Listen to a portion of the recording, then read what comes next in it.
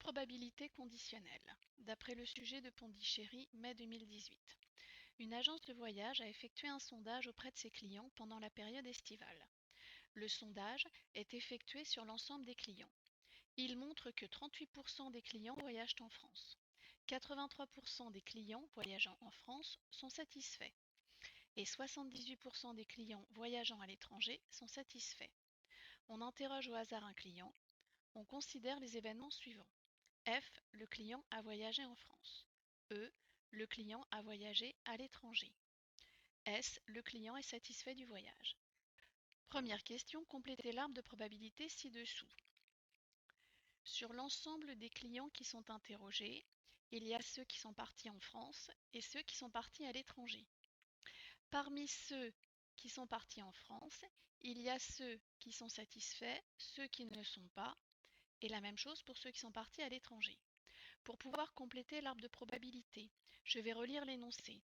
38% des clients voyagent en France. 38% est égal à 0,38. Je vais donc indiquer 0,38 sur cette branche. Parmi les clients, il y a ceux qui voyagent en France et parmi ceux qui voyagent en France, il y a ceux qui sont satisfaits de leur voyage. Dans l'énoncé, 83% se traduit donc par 0,83. Troisième information, 78% des clients voyageant à l'étranger sont satisfaits. Parmi les clients, il y a ceux qui partent à l'étranger et parmi ces derniers, 78% sont satisfaits. Donc j'indique ici 0,78. Maintenant que j'ai utilisé toutes les informations de l'énoncé, je vais terminer de compléter mon arbre. Pour cela, je sais que la somme des probabilités pour un même niveau est égale à 1. Si la probabilité que le client a voyagé en France est de 0,38, j'en déduis que la probabilité qu'il ait voyagé à l'étranger est 1 moins 0,38, c'est-à-dire 0,62. De même, parmi les clients qui ont voyagé en France, 0,83 sont satisfaits. Donc ceux qui ne sont pas satisfaits, comme c'est l'événement contraire, sa probabilité est de 1 moins 0,83.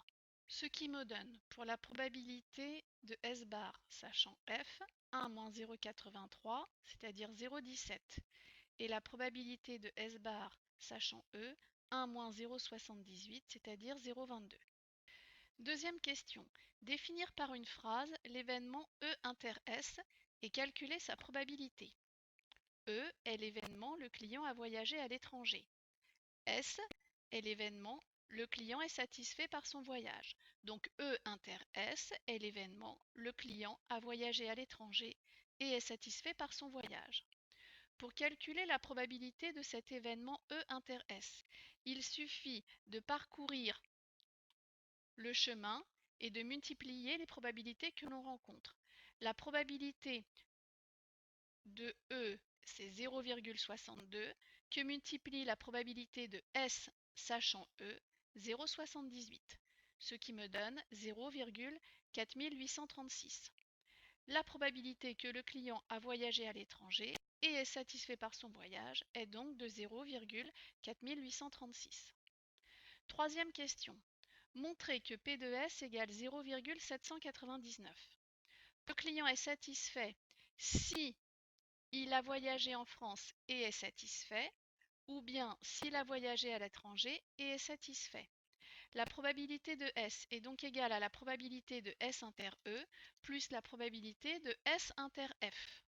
La probabilité de S inter E, on vient de la calculer, 0,4836, plus la probabilité de S inter F, 0,38, que multiplie 0,83.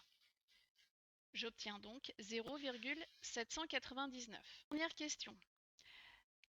Sachant que le client est satisfait, quelle est la probabilité qu'il ait voyagé à l'étranger? C'est une probabilité conditionnelle. Sachant qu'il est satisfait, donc c'est P sachant S, quelle est la probabilité qu'il ait voyagé à l'étranger? C'est donc P de E sachant S. La formule de la probabilité conditionnelle est P de S inter E sur P de S. P de S inter E, nous l'avons calculé précédemment, 0,4836, divisé par P de S, 0,799. Ce qui me donne, au millième, 0,605. La probabilité que le client ait voyagé à l'étranger, sachant qu'il est satisfait, est 0,605 environ.